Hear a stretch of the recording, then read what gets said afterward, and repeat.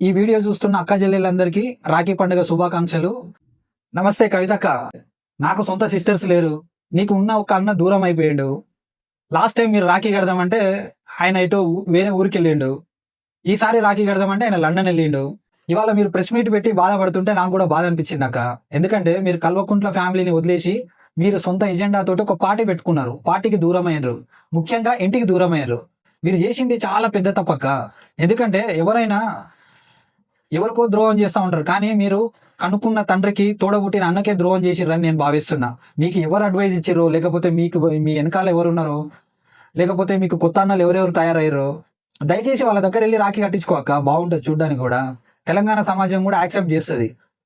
మా కేటీఆర్ అన్న నాతోటి రాఖీ కట్టించుకోవట్లేదని చెప్పేసి మీరు బాధపడి ప్రెస్ మీట్లు పెట్టి అదొక సెంటిమెంట్ రగిల్చే ప్రయత్నం చేయకండి.